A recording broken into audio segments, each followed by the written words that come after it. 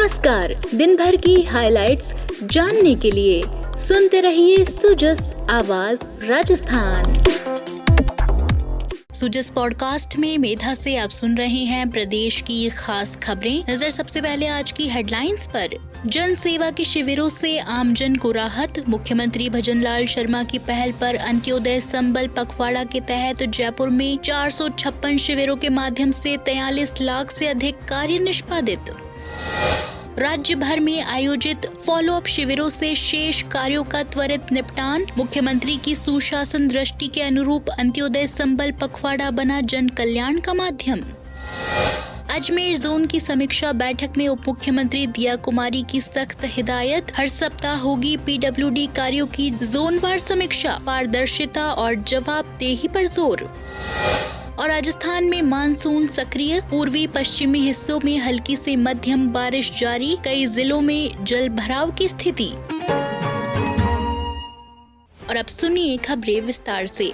मुख्यमंत्री भजनलाल शर्मा की संवेदनशील और जन कल्याणकारी सोच के तहत पंडित दीनदयाल उपाध्याय अंत्योदय संबल पखवाड़े के अंतर्गत प्रदेश भर में जन सेवा शिविरों का आयोजन किया जा रहा है। इन शिविरों का उद्देश्य सरकार की योजनाओं और सेवाओं का लाभ समाज के अंतिम व्यक्ति तक त्वरित रूप से पहुंचाना है। जयपुर जिले में अब तक आयोजित 456 शिविरों के माध्यम से 43,74,581 कार्यों का निस्तारण किया जा चुका है, जिससे लाखों लोगों को सीधा लाभ मिला है। जनहित में योजनाओं का सतत लाभ सुनिश्चित करने के उद्देश्य से आज सभी तहसील मुख्यालयों पर फॉलोअप शिविरों का आयोजन किया गया, जिनमें शेष रहे कार्यों का तुरंत समाधान किया गया। जयपुर जिला कलेक्टर डॉक्टर जितेंद्र कुमार सोनी द्वारा जन सेवा शिविरों की लगातार मॉनिटरिंग की जा रही है, जिससे निरंतर सकारात्मक परिणाम सामने आ रहे हैं। मंगलवार को कलेक्ट्रेट सभागार में आयोजित समीक्षा बैठक में जिला कलेक्टर डॉक्टर जितेंद्र कुमार सोनी ने उपखंडवार और विभागवार प्रगति की विस्तृत समीक्षा की और अधिकारियों को फॉलोअप शिविरों के बेहतर संचालन के निर्देश दिए। ये अभियान मुख्यमंत्री भजनलाल शर्मा की उस दृष्टि को दर्शाता है, जिसमें सुशासन, त्वरित सेवा और अंतिम व्यक्ति तक योजना का लाभ पहुंचाना प्राथमिकता है। अंत्योदय संबल पखवाड़ा प्रदेश में जन कल्याण के नए कीर्तिमान स्थापित कर रहा है।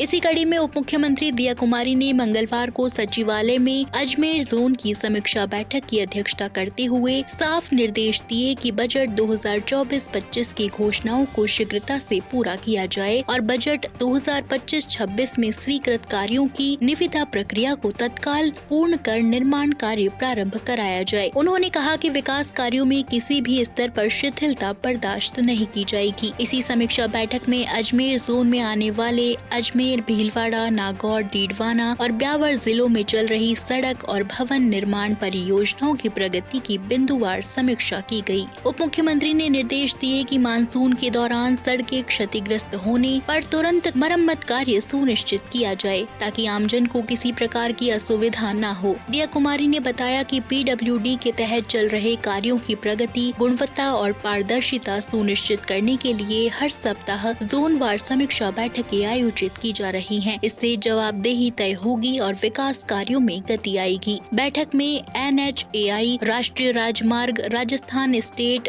Road development corporation, Rajasthan state highway authority सहित विभिन्न एजेंसियों द्वारा संचालित पैचेबल, नॉन पैचेबल और मिसिंग लिंक सड़क परियोजना के साथ शासकीय भवन निर्माण कार्यों की भी विस्तार से समीक्षा की गई।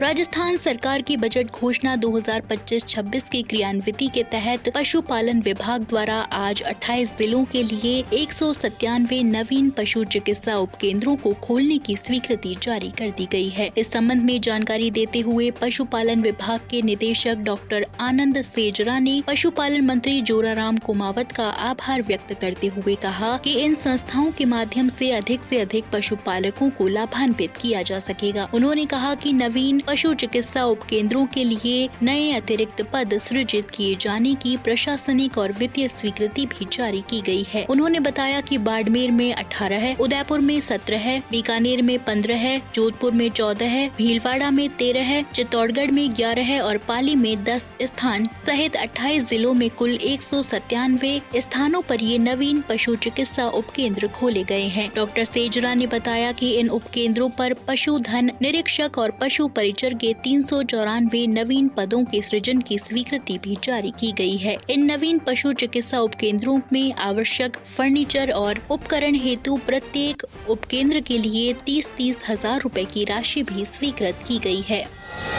राज्य सरकार की पंडित दीनदयाल उपाध्याय अंत्योदय संबल पखवाड़ा की श्रृंखला में मंगलवार को अलवर के प्रताप ऑडिटोरियम में आयोजित समारोह में पर्यावरण एवं वन राज्य मंत्री स्वतंत्र प्रभार संजय शर्मा ने कालीबाई भील मेधावी छात्रा योजना और देवनारायण स्कूटी योजना के तहत 91 मेधावी छात्राओं को स्कूटी की चाबियां सौंपकर सम्मानित किया। इस अवसर पर मंत्री श्री शर्मा ने कहा कि राज्य सरकार गुणवत्तापूर्ण शिक्षा और महिला सशक्तिकरण के लिए पूर्णतया प्रतिबद्ध है। स्कूटी योजना बेटियों के सपनों को रफ्तार देने में सहायक सिद्ध हो रही है और अन्य छात्राओं के लिए प्रेरणा बन रही है। उन्होंने कहा कि प्रधानमंत्री नरेंद्र मोदी के विकसित भारत के संकल्प को बेटियों की भागीदारी से ही पूरा किया जा सकता है। पर्यावरण राज्य मंत्री ने जानकारी दी कि 1.5 वर्ष के कार्यकाल में ही अलवर शहर में 2 नए कन्या महाविद्यालय खोले गए हैं। गौरी देवी महाविद्यालय में छात्राओं की बढ़ती संख्या को देखते हुए एक नया कन्या महाविद्यालय SMD स्कूल में संचालनरत है, जिसका भवन विज्ञान नगर में प्रस्तावित है। कन्या पॉलिटेक्निक महाविद्यालय की भी शुरुआत हो चुकी है। इसके लिए भूमि भी चिन्हित की जा चुकी है और भवन निर्माण जल्द शुरू होगा। हल्दीना में बालिका सैनिक स्कूल को केंद्र सरकार से स्वीकृति मिल चुकी है। यह केंद्रीय मंत्री भूपेंद्र यादव के प्रयासों से संभव हो पाया है। भूमि आवंटन हो चुका है और निर्माण कार्य शीघ्र प्रारंभ किया जाएगा। मंत्री शर्मा ने कहा कि हरियालो राजस्थान अभियान के तहत अब तक 7 करोड़ 35 लाख पौधे लगाए जा चुके हैं और इस वर्ष 10 करोड़ पौधे लगाने का लक्ष्य रखा गया है।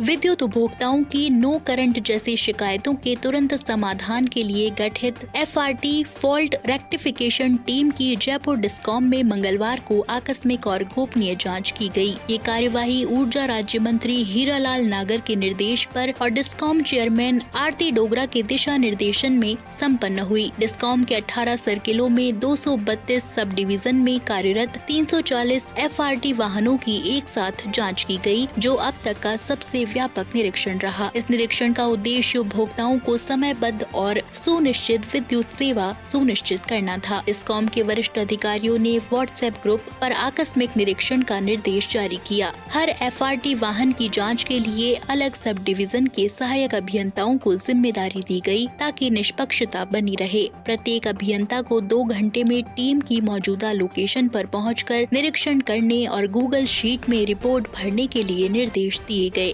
FRT वाहन में एक चालक और एक लाइनमैन और 2 हेल्पर होते हैं। इनकी सेवाएं कॉन्ट्रैक्ट पर संचालित की जा रही हैं। जांच के दौरान सभी वाहनों की कार्यशीलता की पुष्टि हुई, लेकिन कई गाड़ियों में GPS, स्मार्टफोन और सेफ्टी टूल्स की कमी, कर्मचारियों की अपूर्ण उपस्थिति और यूनिफॉर्म की अनुपस्थिति जैसी कमियां सामने आईं। डिस्कॉम चेयरमैन आरती डोगरा ने कहा कि यह व्यापक निरीक्षण उपभोक्ताओं को सशक्त, सुनिश्चित और जवाबदेह सेवा देने के प्रयास का हिस्सा है। जो कमियां पाई गई हैं, उन्हें लेकर संबंधित सेवा प्रदाता कंपनियों को नोटिस दिया जाएगा और पेनल्टी भी लगाई जाएगी। FRT व्यवस्था 2016 से संचालित हो रही है, लेकिन यह पहली बार है जब संपूर्ण डिस्कॉम स्तर पर इस तरह का व्यापक निरीक्षण किया गया है। इस पहल से न केवल विद्युत आपूर्ति व्यवस्था में सुधार होगा, बल्कि उपभोक्ता संतुष्टि और सेवा की गुणवत्ता में भी उल्लेखनीय बढ़ोतरी होगी। और चलते चलते बात मौसम की। राजस्थान में पिछले 24 घंटों के दौरान मौसम मिला जुला रहा। प्रदेश के कई हिस्सों में हल्की से मध्यम बारिश दर्ज की गई, जबकि कुछ स्थानों पर भारी वर्षा भी देखने को मिली। पूर्वी राजस्थान के अलग अलग इलाकों में कहीं कहीं हल्की से मध्यम बारिश दर्ज की गई। वहीं पश्चिमी राजस्थान में भी कुछ स्थानों पर भारी वर्षा देखने को मिली। सर्वाधिक वर्षा हनुमानगढ़ में 98.0 मिलीमीटर दर्ज की गई। वहीं सर्वाधिक तापमान श्रीगंगानगर में 38.9 डिग्री सेल्सियस और न्यूनतम तापमान माउंट आबू में 20.7 डिग्री सेल्सियस दर्ज किया गया। राजस्थान में मानसून की सक्रियता बनी हुई है, जिससे पूर्वी और पश्चिमी दोनों भागों में अच्छी वर्षा हो रही है। तापमान में भी गिरावट आई है, जिससे मौसम सुहावना बना हुआ है। आने वाले दिनों में मानसून की गतिविधियों में और तेजी आने की संभावना है। तो आज के सुजस पॉडकास्ट में इतना ही। मेधा को दीजिए इजाजत। कल फिर होगी आपसे मुलाकात। तब तक बने रहिए सुजस आवाज राजस्थान के साथ। नमस्कार।